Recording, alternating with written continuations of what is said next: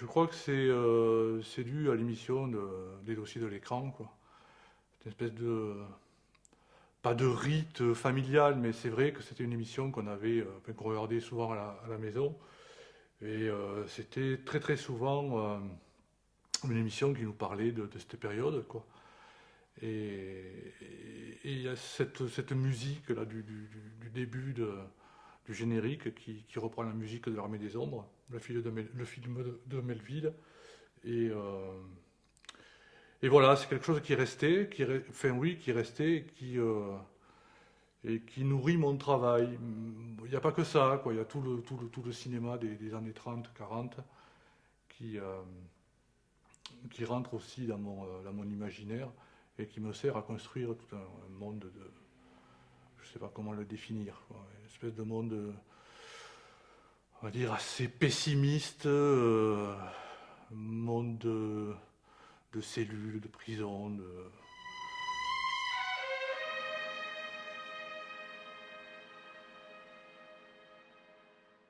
Il y a une photo de Gabin dans Le jour se lève qui me correspond parfaitement, quoi. Il est sur son lit, le matin va se lever, il a le blouson avec le col remonté, et en face de lui, il y a une porte avec une serrure fracassée.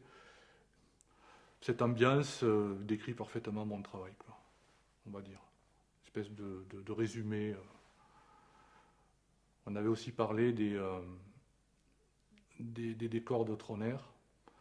Et c'est quelqu'un qui, pareil, dans sa façon d'aborder le Paris des années 30, 40, espèce de succession de murs lépreux, de choses assez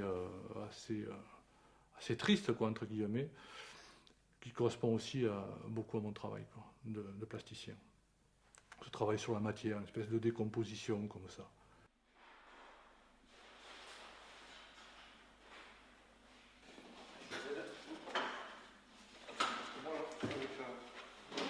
La porte peut-être la fermer, Richard. Ça, ça aura du mal à la fermer, la porte. Viens, on verra après, de toute façon, le village. On a 5 mm de ce côté à mon. Ouais, c'est bon. Et au niveau rapport, est-ce qu'on n'est pas trop bas ou est-ce que c'est bon? Non, ça va. Il y a la prise. Ouais, oui, mais il faut avec l'autre aussi. Je me rends compte que la période de la guerre, c'était pas si loin que ça, quoi. Je suis né en 60, il y avait 15 ans, pas plus. Et je trouve que la société des années 70 était encore très très marquée par cette période-là, quoi. Et les dossiers de l'écran, c'était la suite de toutes les grandes émissions télévisées, celles colonnes à la une, tout ça, où il y avait quand même encore ce sérieux, je veux dire, c'était très, oui, très sérieux, et puis donc sérieux parce qu'on parlait de cette période qui était proche, quoi. Et on sentait que c'était encore là, très très présent, quoi. Puis bon, mes parents ont vécu la période, mon grand-père a fait les deux guerres, celle de 14 et celle de 40. Bon, il a été très vite renvoyé chez lui parce qu'il avait trois enfants, mais c'était très très présent, quoi. Les gens en parlaient souvent, je trouve. Alors bon, c'est peut-être un prétexte aussi, hein, un prétexte à travailler et à enrichir mon imaginaire et donc après ma production, quoi. Je sais pas d'où ça vient, je vais pas dire non plus que. Enfin, il n'y a rien, par exemple, chez moi de familial qui fait que. J'ai pas de, il y a pas de gens qui sont allés dans les camps, il n'y a pas de.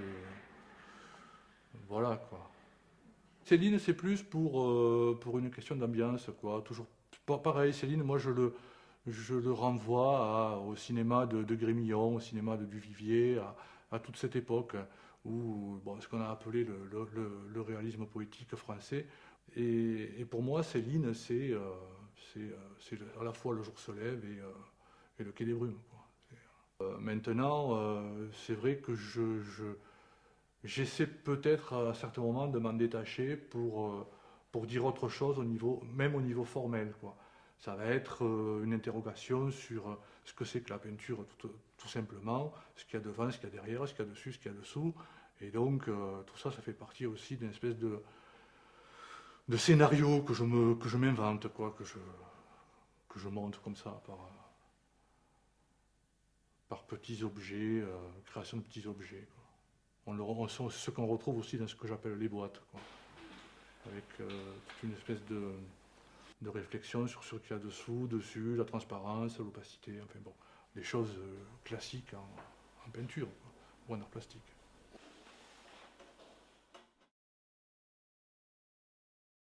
Bon, ça me permet de me construire, oui, une espèce d'abécédaire de forme, d'inventaire, de catalogue, de collection, je ne sais pas comment l'appeler, qui va après m'aider à passer au grand format.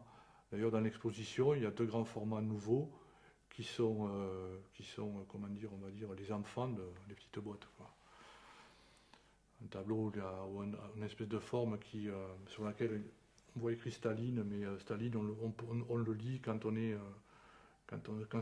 se déplace dans l'espace. Parce que en ce moment, j'ai envie de travailler sur cette idée que l'angle de vue, position au centre du tableau, bon, on a peut-être autre chose à faire et à percevoir des choses, par exemple, quand on se déplace dans l'espace. Donc, avec des lumières rasantes ou des choses comme ça, on va arriver à lire ce qu'on nous impose, entre guillemets, autrement. Et en ce moment, c'est quelque chose qui m'interroge. Non, mais je te dis, comme ça doit Va voir toi. quand même fonctionner comme un paysage. Justement, est-ce que c'est pas trop haut? Est-ce que tu peux faire comme ça? Tu me mets un coup de crayon au niveau de l'anneau. Oui. Voilà. Non, parce qu'avec le volume, c'est des choses que je domine physiquement et que je maîtrise. Donc c'est beaucoup plus reposant pour moi. C'est quelque chose de presque qui tient au jeu de l'enfant. C'est très ludique, quoi. Une espèce de petits découpages. Je vais presque mettre des petits bonhommes à l'intérieur. Je m'amuse, quoi. Mais ça reste quand même une façon de m'interroger qui est importante. La peinture, c'est différent parce que là, je me confronte en général à de grands formats. Et c'est quelque chose que je vais arracher, quoi. Il faut que c'est beaucoup plus physique, quoi. C'est peut-être plus. Oui, je pense que ça reste quand même mon travail principal, la peinture. Dans le sens où il y a cette espèce après de quand on sent que la toile est enfin terminée, autonome et qu'elle peut marcher seule, il y a cette espèce de côté. De plénitude, quoi, que je retrouve pas avec le travail en volume. Ça peut venir, je sais pas, mais pas pour le moment en tout cas.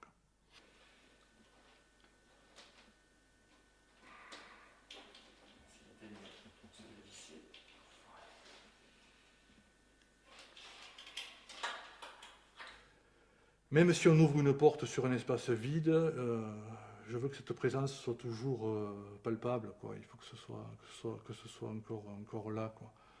Et dans l'exposition, il y a un tableau qui s'appelle Max a souffert. Je l'ai appelé Max a souffert parce que Max c'était le nom de Jean Moulin.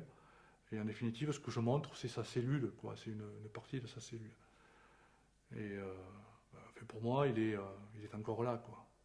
Et je l'ai traité, cette toile, je l'ai traitée bon, c'est un travail sur papier.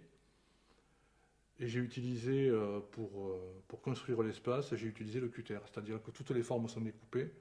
Donc je renvoie ça peut-être au geste de la torture ou de l'opération chirurgicale, au scalpel. Et toute la surface du papier est découpée et recollée, après assemblée un peu comme un travail de marqueterie, quoi. Donc il y a à nouveau ce contraste entre une matière complètement, on va dire entre guillemets, chaotique ou assez organique, et puis un travail du trait qui lui est carrément découpé à la lame, quoi, au cutter.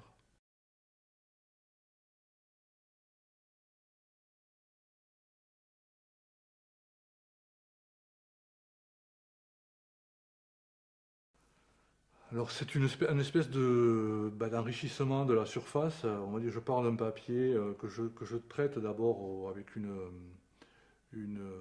pâte à l'huile, que c'est quelque chose d'assez épais. Et puis je travaille par-dessus avec des glacis d'acrylique. Et retravaillant les glacis d'acrylique avec de l'essence, ça fait fondre l'acrylique et ça fait remonter toutes les parties de peinture à l'huile. On peut le voir sur cette peinture. Ici, c'est le cas. On a une matière assez épaisse au départ, et l'acrylique qui revient par-dessus est fondu par l'essence ici. Donc ça nous fait remonter tout le reste. Donc il y a tout ce travail aussi sur cette espèce de mémoire qui va remonter. La mémoire du tableau qui renvoie à la mémoire de l'histoire, de tous ces personnages qui sont passés là avant nous.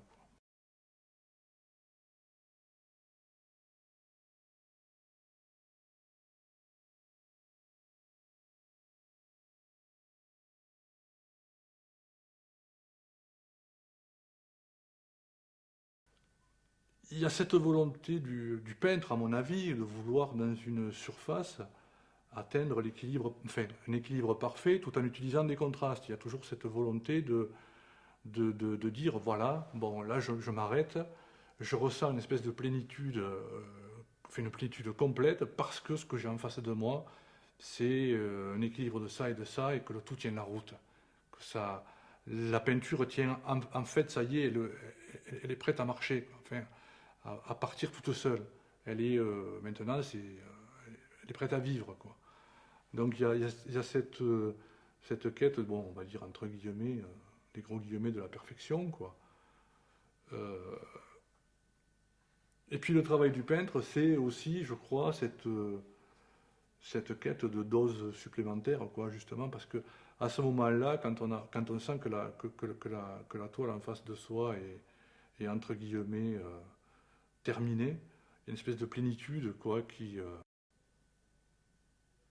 peut renvoyer à quoi, je sais pas à quoi le comparer, mais on a toujours besoin d'une dose nouvelle, quoi. Enfin, et donc on continue à peindre pour retrouver cette espèce de sérénité, quoi. Du travail fini, mais pas fini, travail fini, fini, quoi. Alors qu'il n'est jamais fini. C'est toujours une espèce de quête que l'on renouvelle, quoi. On se torture en quelque sorte. C'est peut-être, oui, je sais pas, une espèce de torture.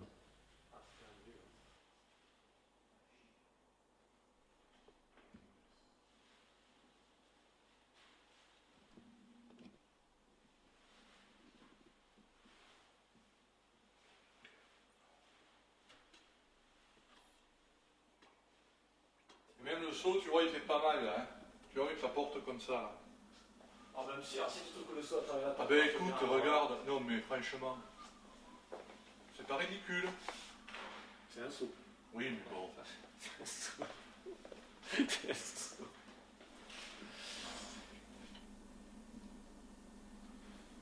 C'est la fameuse poignée de main de la collaboration entre Hitler et Pétain.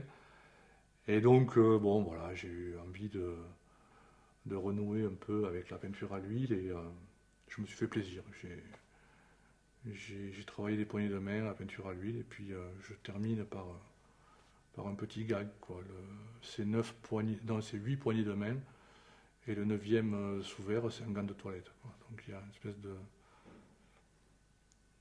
petit jeu de mots plastique, enfin, petit jeu plastique, je sais pas comment le dire. Voilà, c'est tout.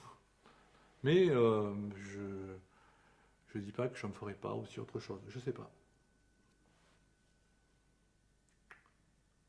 On tire des petits fils de l'écheveau comme ça et on essaie de savoir où ça nous mène.